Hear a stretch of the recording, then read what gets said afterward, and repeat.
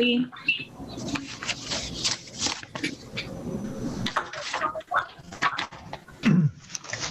So it's 4:30 p.m. Just want to go over a few logistics. So I just want to make sure everybody knows that this meeting is being recorded.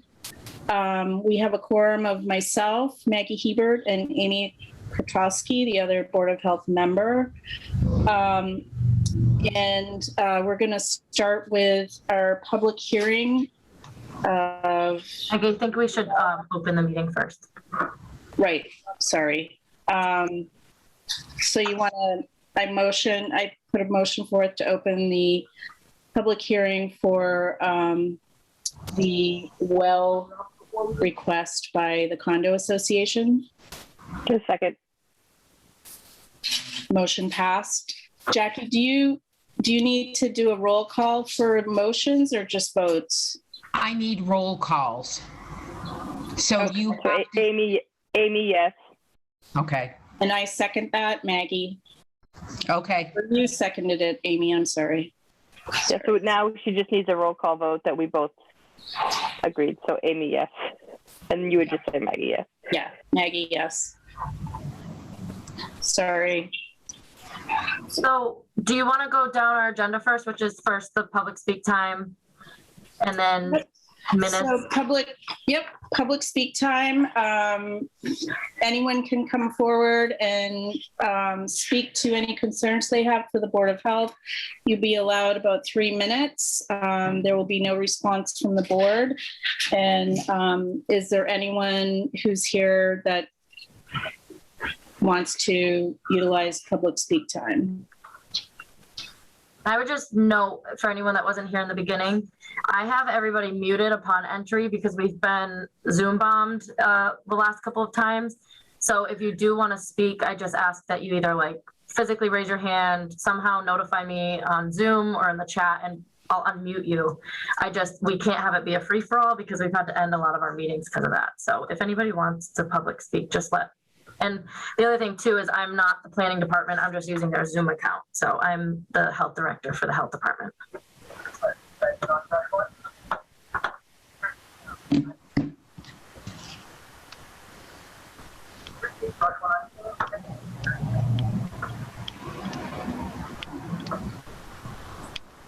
Okay. It looks like there's no public speak, so we should move on to the next item on the agenda. Sorry, I was muted. Didn't realize. It's okay. Oh, Jackie.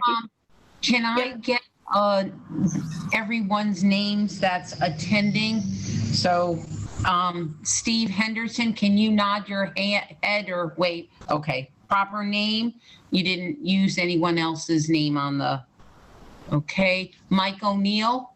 That's okay. Me. Yes. Who else? Mr. Mark Tanner. Okay. And Mr. Kamel. Okay. And Greg Nuttleman. Anybody else? Yeah, there's Sandy Kurtz. Oh. I'm assuming I can unmute you. Who is CWEGLARZ? Clayton. Oh, Clayton. Okay, Jean and Mike. Okay. Anybody else? No, okay. Okay, go ahead, sorry.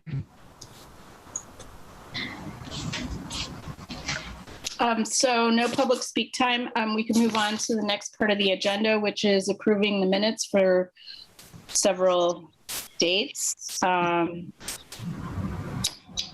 Amy, did you have any concerns about minutes or questions? I don't. I'll make a motion to approve the minutes as presented. Okay, I second that motion. Amy, yes. Maggie, yes. Motion passes 2-0. Okay. And the next is the hearing request for the Hampton East Condominium Trust. Request for 2 irrigation wells. So, Yes. So I would like to speak. did we open the hearing? Sorry, did I miss that? I'll Gosh, make a motion to open the public hearing on behalf of the Condo Association. I second that motion. Vote yes. Amy, yes. Motion There you passed. go. There you go, Mr. O'Neill. Now we can move forward. Good afternoon, Madam Chairperson and members of the board, member of the board. My name is Mike O'Neill. I'm an attorney with McGregor and Legere. We specialize in environmental and real estate law. We represent the Hampton East Condominium Trust, which is a 60-unit condominium trust with designated age 85. 80% of the units are designated age 55 and over. Most of the residents are senior citizens on fixed income. We seek a permit for 2 wells for irrigation, not for drinking water, not for potable water. The condominium association is being billed an average of $35,000 a year for the last 3 years for water and sewer for the trust, which is a financial hardship for the association. The individual units are billed separately. The trust has engaged Joseph Dilk to drill the wells. He has 50 years of experience. They will have no effect on the drinking water, on others' drinking water, either quality or quantity. The drilling involves drilling down with a steel drill 120 feet to bedrock. It will not draw any water above bedrock. It will not introduce any contaminants to the aquifer. It will not harm any drinking water. We meet the required setbacks. Now, we understand that the board has a practice or a policy of rejecting all or almost all well applications in the past.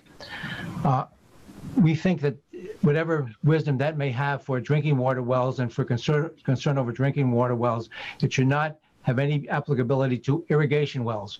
These wells are just for irrigation, just for watering the lawns, not for any drinking water. We are seeking to drill water on our own private property. That is ours. That is, we want to use our own private property on the groundwater, which is our property. That's all we're seeking, just to use our own property.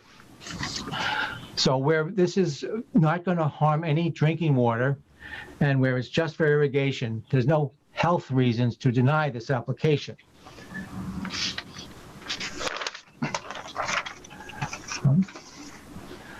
There's no law, no statute, no ordinance, no regulation that justifies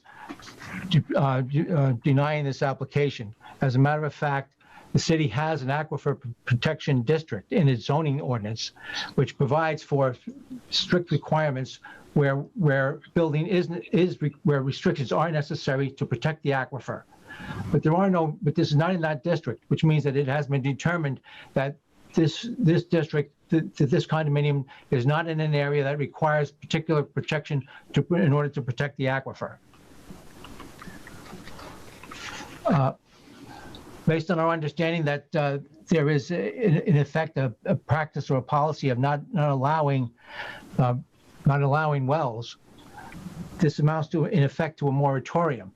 And as I've written in my letter, a legal moratorium has to have certain requirements in order to be justified legally. It must be for a specific reason. It must be, and the action must be geared to that reason, and it must be temporary. None of those things are present here. There is no health reason for it. Our wells are not serving any health purpose to deny this application. So, as I pointed out in the letter, in order for legal action to be justifiable legally, it must be for a reason that is based on the board's purview and the board's jurisdiction. Now, we have heard that one of the considerations is whether or not there is town water available. Well, it's not that's just simply an economic reason. It's not justifiable to prohibit this well for irrigation purposes for any economic reason to provide further income to the town. The Board of Health's purview is health. Drinking water is definitely within its purview, but this will have no effect upon drinking water.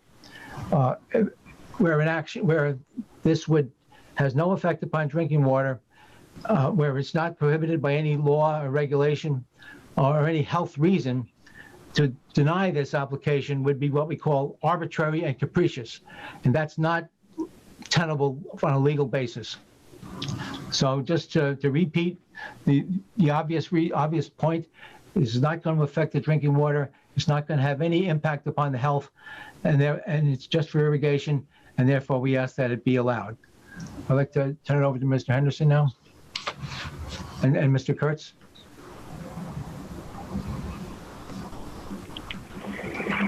Thank you. I'm the chair of the complex. I've been the chair for the last 2 years, and I've lived here approximately 5 years. We did not take this action without much thought. As Mr. O'Neill pointed out, we're designated 80% over 55. I think our youngest tenant is 57. Our oldest are in the 90s. Most, I could clearly state, are over 70. We are spending approximately $600 a unit to do landscaping water. We're utilizing potable water, which is wasteful. This is a financial hardship to us. We're trying to maintain the property. We think we're an asset to the city of Easthampton. We're right on Route 10, and we think this is a viable application.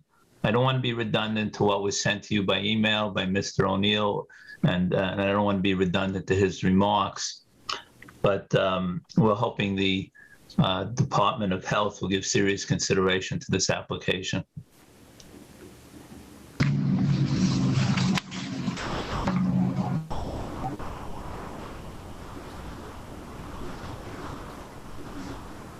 Okay, so Steve, you're not interested in speaking? Yes, unmute him. We're good. Okay. Is there anyone else that wants to speak?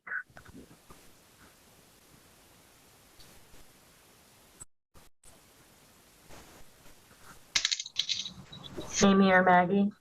All right. Well, I guess if there are no other comments, I'll start by saying thank you guys for coming today and bringing this to our attention. Given we just received the letter from Mr. O'Neill today, and in light of that, I think, Maggie, I would propose that we take some time to review that with our own attorney and move this until the September or August, where are we, September meeting. So we have an opportunity to review that. Does the applicants have any issue with that? No, that's fine. We understand. We welcome that. Okay. And if there's any further information that we can provide, we'd welcome that as well.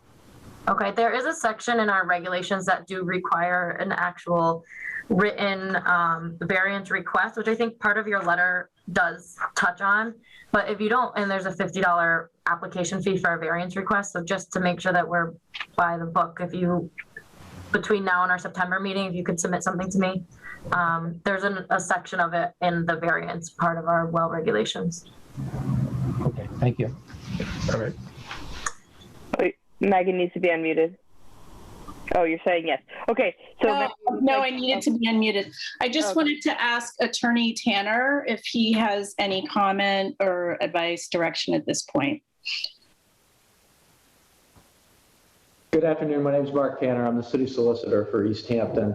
No, at this point, I also just received Attorney O'Neill's letter, and I think it's prudent that we take some time and look at it, look at their variance application so that we can properly advise the board as to a course of action.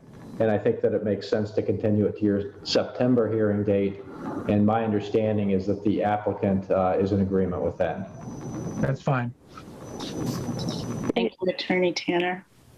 So The variance application will be found on the website. Not an actual application. It's just, I need something in writing that says we are requesting a variance, because technically all that was submitted was an application, which is, so just technically something in writing. And there are a few sentences in the regulations that state you're Okay. supposed to Understand. explain a couple of things. Yeah. Attorney Tanner. If you look at section 616 of the board's regulations, that's where you'll find the information relative to the variance. Okay, thank you for that advisement. Maggie, I can make an official motion if you're ready for that. Yep, I think so. Okay. So I'll make a motion that we take the letter that we received today and the information that was received at tonight's meeting under advisement and move any decision on this until our September meeting. I second that motion. All in favor? Yes. Amy, yes.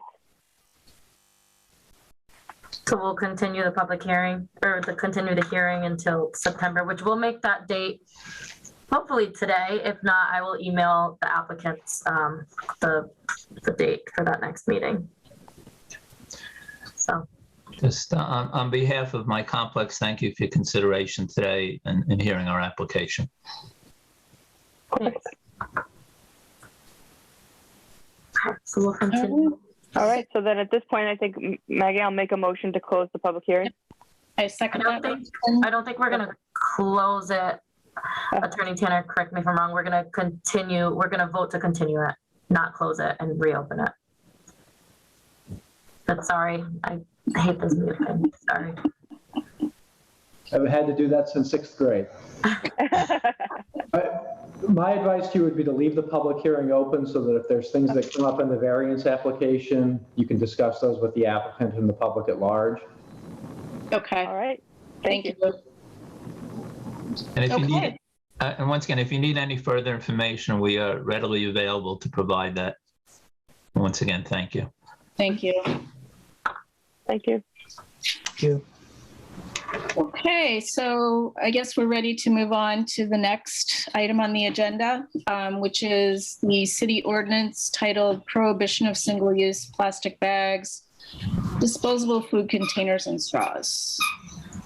Yeah, so I just wanted to give the board a heads up. I've been meeting with Owen Zarrett, who created I think he was part of the creation of a city ordinance for prohibition of plastic bags, food containers, and straws. And the city ordinance is a city ordinance, so it's not going to be a Board of Health regulation or anything, but there is a section in there that does say if you have a hardship that you can request. It was like a public hearing to the Board of Health, and I was like, that scared me. So I met with Owen. I'm like, I don't necessarily want, because public hearings, which Maggie and I learned today, I mean, we'd have to advertise that every single time, and we don't have the budget for it. And so we changed it to not be a public hearing, but more of just like a request to the Board of Health.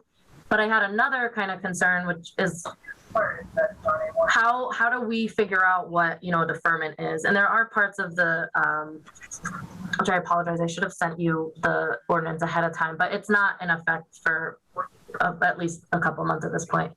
They're looking at probably like January 1. But per the ordinance, I created an application for the public, the restaurants and businesses, to apply for hardships. And there's specific criteria that they have to meet, extreme financial hardship, or if there's no other alternative. So one of the restaurants brought up the little, salsa and sour cream cups that they use. There's really no alternative for that. So that's something that Owen said would fall under a hardship deferment. So I just want to put that on your radar. I've been looking at the ordinance. I created that application, and I also created a memo to send to our restaurants that will either send this summer, or we'll send with our permit renewals, which would save us postage, to just give them a heads up about it too. I went through this in Greenfield. Amy, I don't know if you have something like this in East Long but in Greenfield, we had a styrofoam ban. So we were the primary enforcement of when we were doing inspections and stuff to find it. So I just want to give you a heads up that we are written into that ordinance. Okay. I think this is great. I wholeheartedly support it. I'm a little bit nervous. I mean, I haven't seen the ordinance, so I'm a little bit nervous about the gray area that seems to exist in the enforcement. As someone who has worked in codes for 10 years, what presents a hardship? There is going to be, that is going to put a lot of weight on you and Brian and us to determine what is a legitimate hardship or not. And I would ask that maybe, I'm happy to work with Owen to maybe come up with a little more definitive language to make this a little easier on the health department and the board. Is there still room to address this ordinance? What'd you say? Is there still room to edit this, or is it like a done deal? I believe so. They wanted it to go into effect, I think, as early as like October 1st, but then we said it might be easier. I think I have to check with it because I know there's language in there that says it goes into effect a year after it's voted on. So I don't know if it goes into effect January 1 or if January 1 starts the timeline. But I pulled up the application that I made, and the deferments may be granted when a significant hardship is found. Hardships may be found when compliance with any section of this ordinance would cause significant economic difficulty. There is no readily available compliance substitute. So those are kind of the two criteria. But it is difficult, Amy, because it's an economic hardship. Yeah. Someone who's spending $50 more a month might say that's an economic hardship. Yeah. I would really, I don't know how much communication there is with the council, but if there's regulation or ordinance that are being put into place by any other branch of the government, I would really appreciate being brought into the development process and not being told about it at this point. Where editing or our feedback, I don't know if they can even integrate it at this point, especially given that we're going to be the agency who's going to determine whether this ordinance is followed or given an exemption for. I'm really surprised we're hearing about this now. So despite that, I think I would really like to see some cleanup of that language. Okay, I'll talk with him.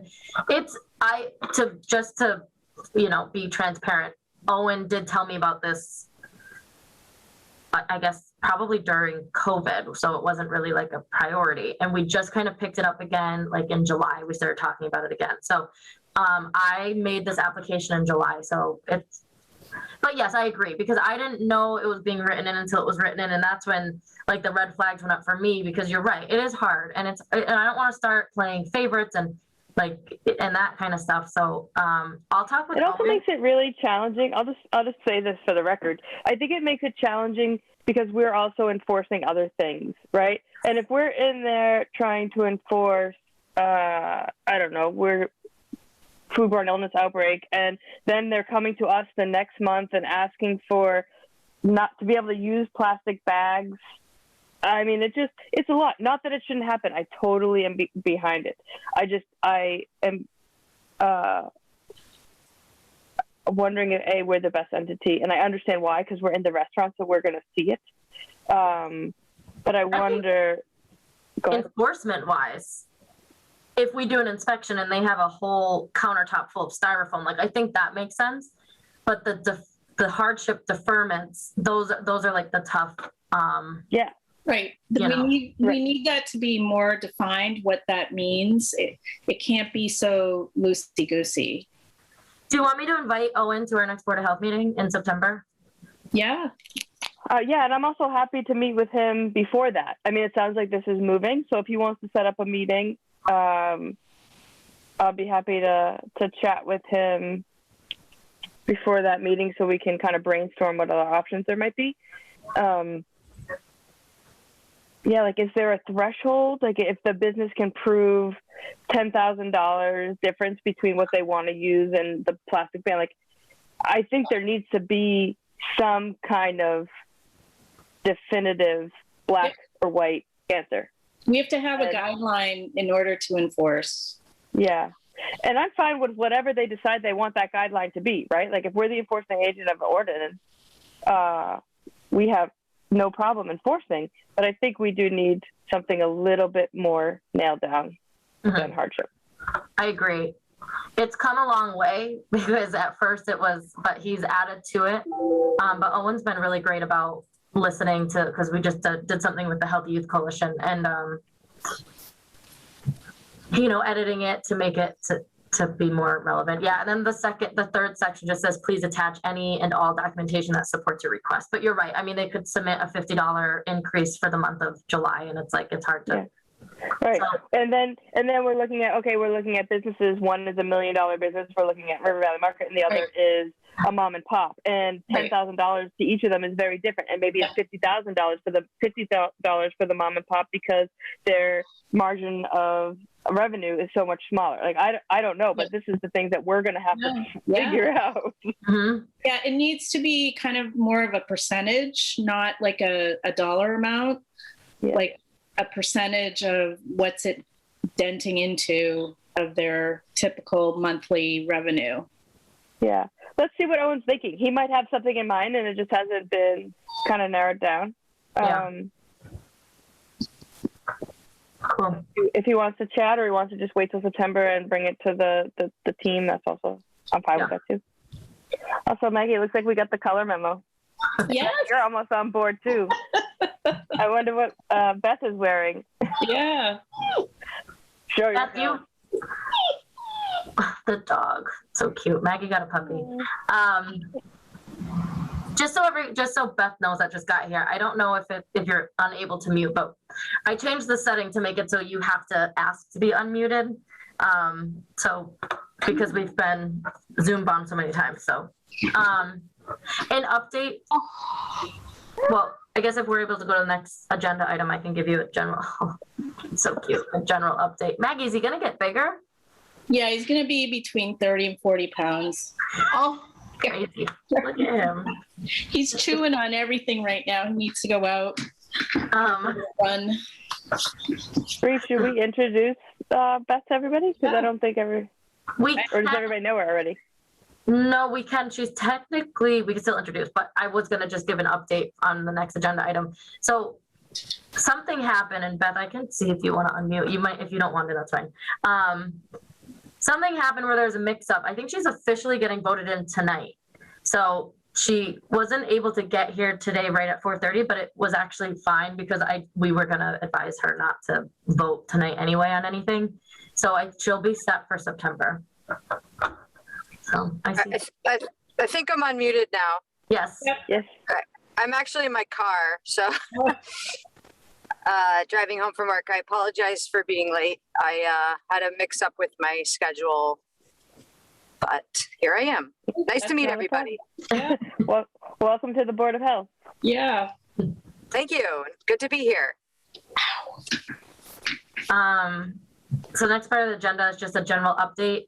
Maggie and I met with Amy and the mayor today, kind of about just steps moving forward with COVID and what we're seeing with the Delta variant and increase in cases and some breakthrough cases. So to give you an overview of what we talked about, we're going to put an indoor mask advisory in place for Monday. And that will be for regardless of vaccination status. So indoors, public places, mask advisory.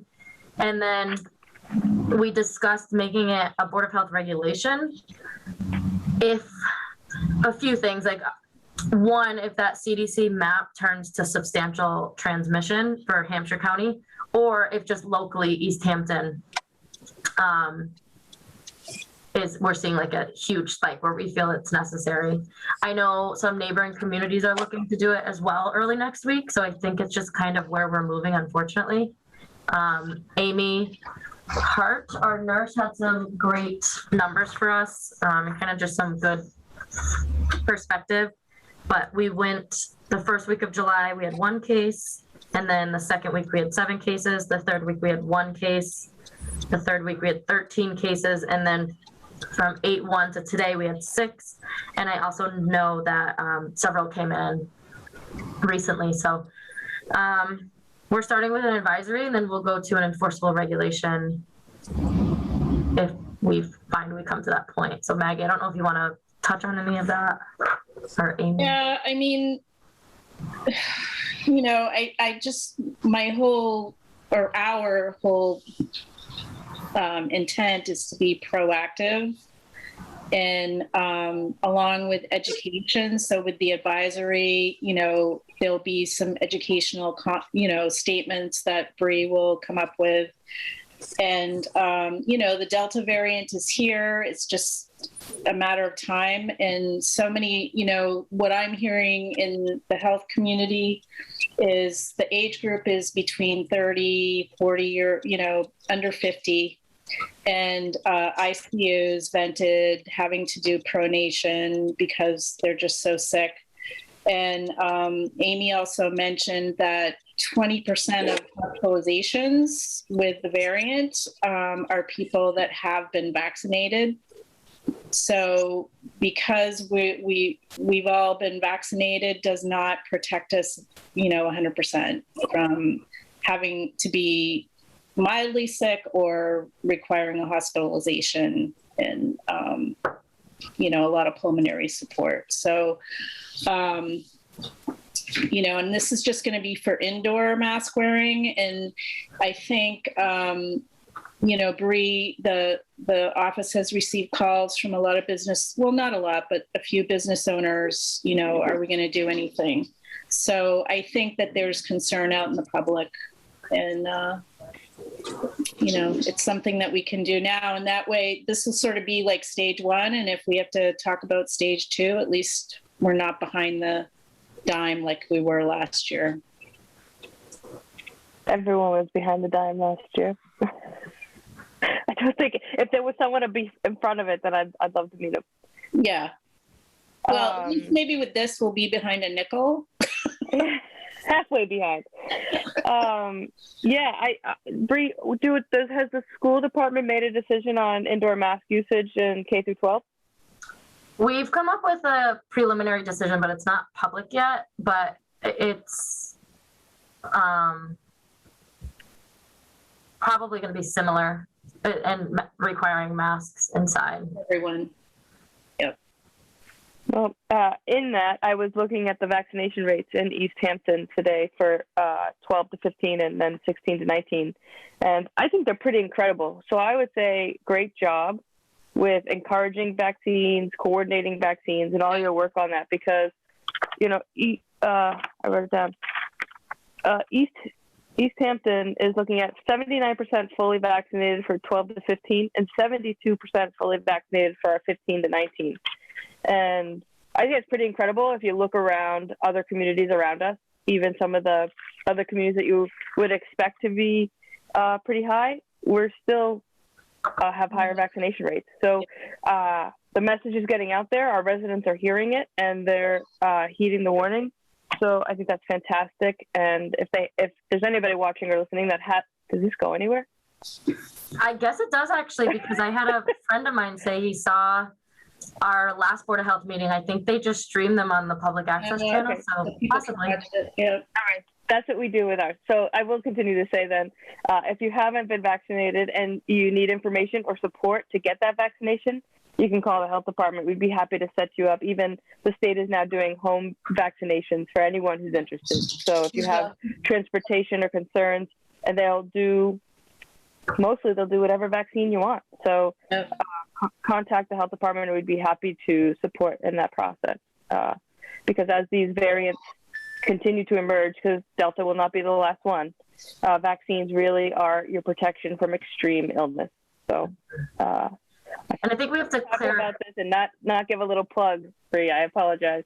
I think we have to also do better with education around the vaccine, because I think there's been some confusion about, well, why are there breakthrough cases? So I think we have to kind of educate a little bit more that the vaccine is really effective when it comes to reducing hospitalization and death, or not having serious illness. It reduces serious illness and ICU, prolonged hospitalizations, and long-term effects. To some extent, we have to be careful with that wording, but yeah.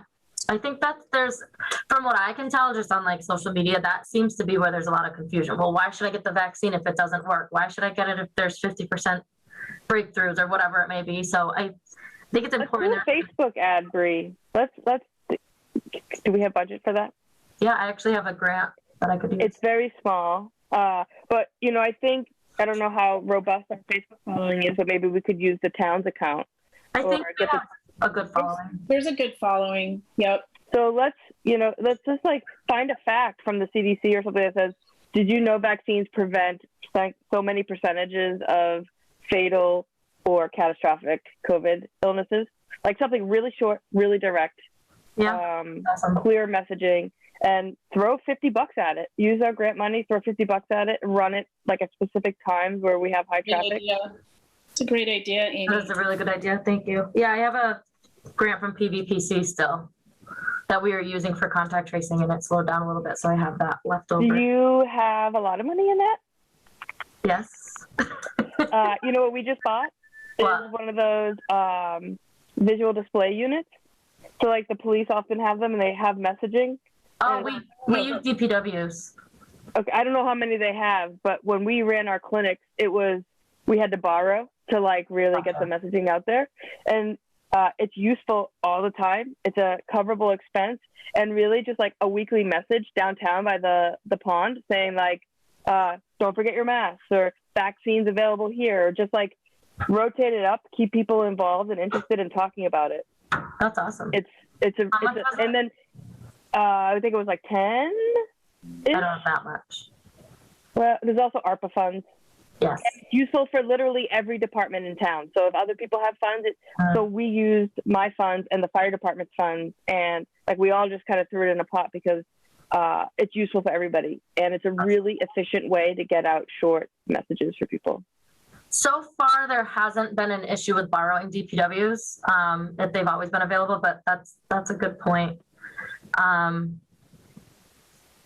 But yeah, if you're looking for something to do with that money, I thought just if you're looking for something to well, I thought we were in the clear. I shouldn't say in the clear, but I'm a little bit nervous going into the fall and winter. So I do kind of want to conserve some of that money in case we have to increase our nurse up back to 34 hours a week. Doesn't it have to be spent by October 1st? The PVPC money? I was told it's mine, and they're not tracking it anymore. Oh, that's not. I'll send you the email thread if you want, if that would help you. I've already spent it because I was told it needed to be spent. Really? That's why I bought the messaging board. I mean, I wanted the messaging board. I think it's a really great asset for the community. But yeah. Interesting. Yeah. Well, also though, Bree, if we spend it, hi Beth. If we spend it, there is ARPA and other funds that could be available for us for contact tracing.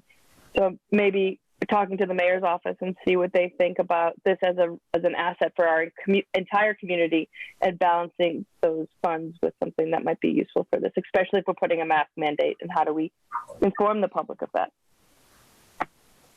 Yeah, definitely. I love the Facebook ad though. That's so easy. That's easy and that's cheap. So we'll definitely do that. Another update to vaccinations, we have the pop-up clinic, which was super successful, and we ran it at the community center and then Big E's, and we vaccinated 62 residents, which was the highest number of any pop-up clinic. So I think we did a really good job of using code red. The housing authority distributed flyers for me, community center, and we have a second dose clinic, obviously, because we had some Pfizer recipients, August 16th. And I'm going to ask and just confirm with Northampton that we can also treat it as a first dose clinic. And if people do get Pfizer, we'll just say, we're probably not going to have another pop-up here, but you can go to Northampton on these days because they have, and I could even print it out for people that get Pfizer. Because Northampton holds permanent pop-up clinics with specific dates and times. So, and then the other update that I have is I worked with police and the Healthy Youth Coalition to create a social worker job description that would be run out of the health department. And we got job descriptions from other towns and created one. And I sent it off to HR and the mayor today. And basically this person will be community outreach for mental illness, substance misuse, hoarding, really connecting. If they're a large portion of their job is going to be connecting residents to resources, which is just something that we in the health department have never had the time or expertise to really do. I mean, sometimes I get some of these cases and I try to play social worker, but at the end of the day, I'm not a social worker and I don't really know how to help them. And a lot of these cases are reoccurring. And some of our social service agencies around us aren't always, you know, super proactive and help really at the end of the day. So this person will be kind of like it's considered a community social worker. And I looked at other jobs and I talked to the town of Bedford and they said it was like the missing link of their health department. So, and we're using. And would the social worker be just for the programmatic use of the Healthy Youth Coalition, or it would be for all of the needs? So the Healthy Youth Coalition is specific to substance misuse and youth, where this person could be everything. It could be hoarding, adults, families. They're not going to be substance. Yeah, they're not going to be clinical where they'll bill insurance. That's one thing that we just want to make sure it's clear, especially when hiring for the position, that, you know, if someone comes for an interview, just make it clear, like, this isn't going to be a clinical therapist type position. It's really like community outreach, connecting to services, referrals, and Right. It's a community healthcare worker. I mean, there's a term for it. DHW. Yep. Yeah. Oh, really? See, the mayor had more thoughts of it being like a LCSW or LICSW license. Probably not going to get a licensed social worker because their level of practice is much higher. You need a community health worker. Yep.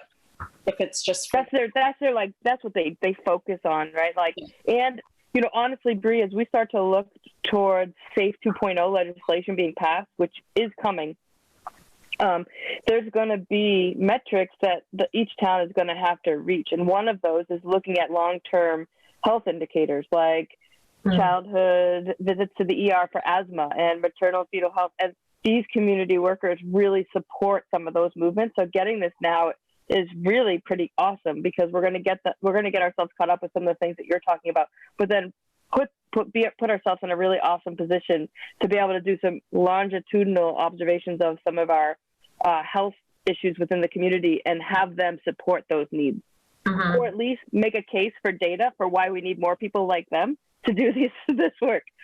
Yeah, and the police department is partnering, you might have seen it in Greenfield, partnering with Hadley, and they're getting a social worker to respond with them on calls for more crisis type situations. This isn't, again, going to be like that. It's not going to be a crisis responder, but that crisis worker could go to a, you know, police call and find out that it's not quite, you know, an insane crisis, and maybe they just need help and referral. So they work closely with, you know, the CSO worker out of the police department. They'd work close with my nurse, Healthy Youth. I honestly think they're going to have a lot of work cut out for them. This would also be a great jumping off point for like a DART team. Right? Does our police have a DART team? Through Hampshire Hope, yeah. Oh, they do. Great. Yeah. And that's probably this would be another referral agency for them to use. Yeah, and the mayor's long-term vision, I think, is to put together a team for that kind of outreach like they're doing in other states in the West. So, well, if you look like at the Cambridge Health Department's website, I mean, a health department is so much more than just food inspections and tattoo inspections. And I think that's the mayor's vision, is like having a legitimate, real public health department. So, definitely. So that's exciting. And that's where the legislation is going. And there's going to be money behind it. And then eventually, when there's not money behind it, there'll be penalties behind it, I would imagine.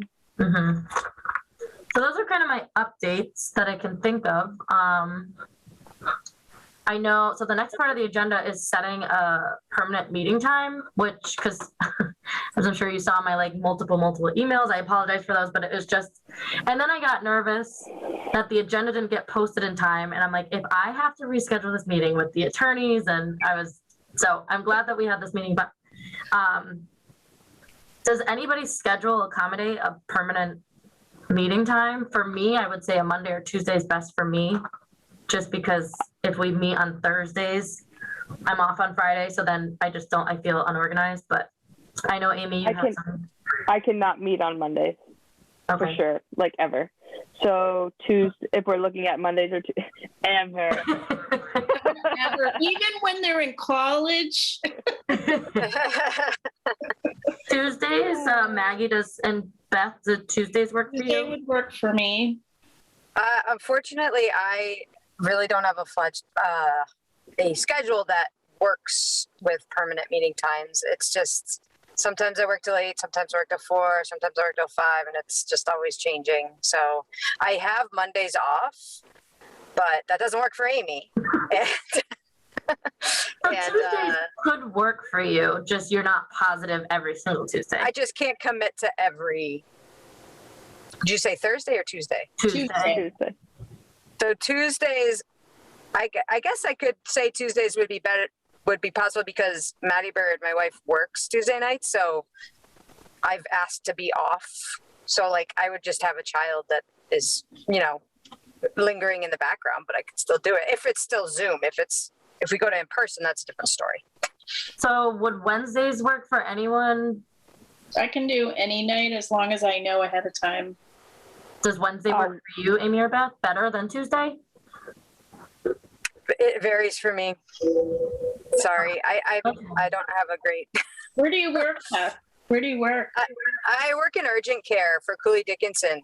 Oh, okay. Yep.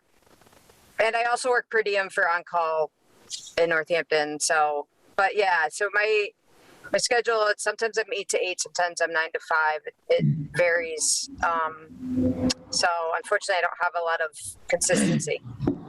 Would it be helpful to say Tuesdays are our meeting dates, but each month we'll figure out which Tuesday works best for everyone? Or do you want to just stick to like the second Tuesday of every month? And if Beth can make it, she can make it, or it's up to you, Maggie, I guess. I don't know. I mean, how far out do you get your schedule, Beth? I guess that would be, is it? Right now I have through September and that's it. But if I have a set meeting on Tuesdays, I might be able to make that work if I talk to my manager and say I need Tuesday evenings off. I've already told her I need Tuesday evenings off. So it would just be once a month. Yeah, I think it could make it work. All right. Well, let's start with the same Tuesday. Okay. And we'll just see how, Beth, we'll have to talk about it more and figure it out. Okay. Do you want to do the first Tuesday of every month?